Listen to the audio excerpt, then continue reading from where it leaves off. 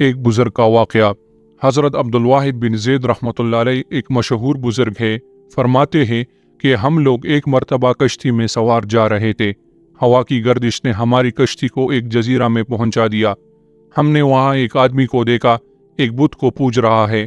ہم نے اس سے پوچھا، تو کس چیز کی پرستش کرتا ہے؟ اس بت کی طرف اشارہ کیا۔ ہم نے کہا، تیرا معبود خود تیرا بنایا ہوا ہے، اور ہمارا معبود ایسی چیزیں بنا دیتا ہے جو اپنے ہاتھ سے بنایا ہوا ہو، وہ پوجنے کے لائق نہیں۔ اس نے کہا، تم کس چیز کی پرستش کرتے ہو؟ ہم نے کہا، اس پاک ذات کی جس کا عرش آسمان کے اوپر ہے، اس کی گرفت زمین پر ہے، اس کی عظمت اور بڑائی سب سے بالاتر ہے۔ کہنے لگا، تمہیں اس پاک ذات کا علم کس طرح ہوا؟ ہم نے کہا، اس نے ایک رسول صلی اللہ علیہ وآلہ وسلم ہمارے پاس بھیجا جو بہت کریم اور شریف تھا۔ اس رسول صلی اللہ علیہ وآلہ وسلم نے ہمیں یہ سب باتیں بتائی۔ اس نے کہا، وہ رسول کہاں ہے؟ ہم نے کہا، اس نے جب پیغام پہنچا دیا اور اپنا حق پورا کر دیا تو اس مالک نے اس کو اپنے پاس بلا لیا تاکہ اس کے پیغام پہنچانے اور اچھی طرح پورا کرنے کا صلہ و انعام عطا فرمائے۔ اس نے کہا کہ اس رسول صلی اللہ علیہ وآلہ وسلم نے تمہارے پاس کوئی علامت چھوڑی ہے؟ ہم نے کہا، اس مالک کی پاک کلام ہمارے پاس چھوڑی ہے۔ اس نے کہا، وہ کتاب مجھے دکھاؤ۔ ہم نے قرآن پاک لا کر اس کے سامنے رکھ دیا۔ اس نے کہا، میں تو پڑھا ہوا نہیں ہوں، تم اس میں سے مجھے کچھ سناؤ۔ ہم نے ایک سورت سنائی، وہ سنتے ہوئے روتا رہا یہاں تک کہ وہ سورت پوری ہو گئی۔ اس نے کہا کہ اس پاک کلام والے کا حق یہی ہے کہ اس کی نافرمانی نہ کی جائے۔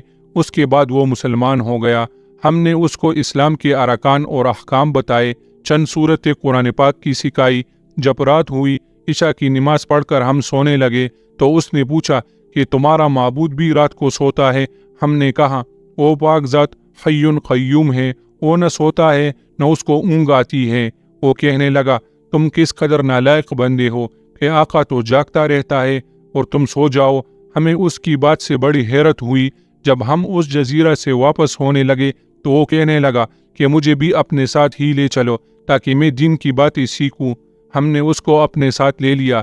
جب ہم شہر میں پہنچے تو میں نے اپنے ساتھیوں سے کہا کہ یہ شخص نو مسلم ہے، اس کے لیے کچھ معاش کا فکر بھی چاہیے۔ ہم نے کچھ درم چندہ کیا اور اس کو دینے لگے۔ اس نے پوچھا، یہ کیا ہے؟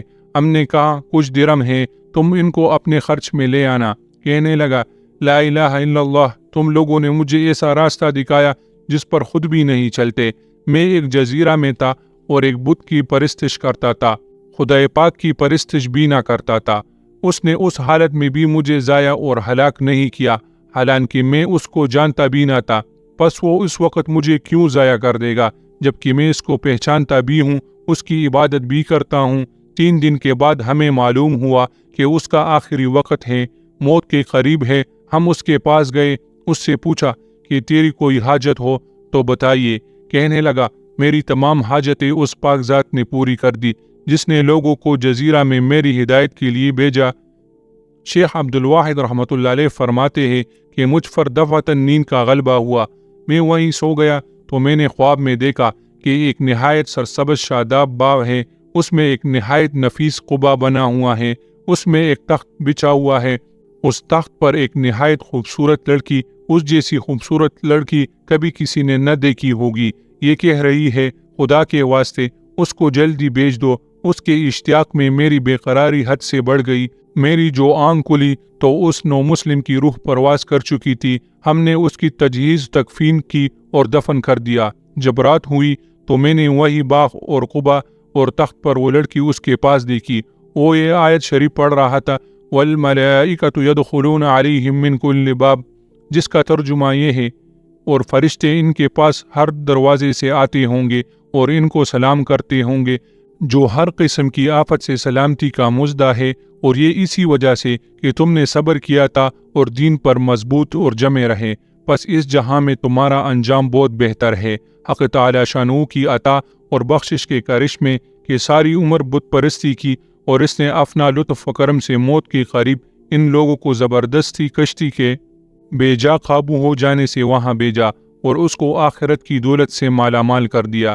اللہم لا مانع لما اعطیت ولا معطی لما منعت، مالک الملک جس کو تو دینا چاہے اس کو کوئی روکنے والا نہیں ہے اور جس کو تو نہ چاہے اس کو کوئی دینے والا نہیں ہے۔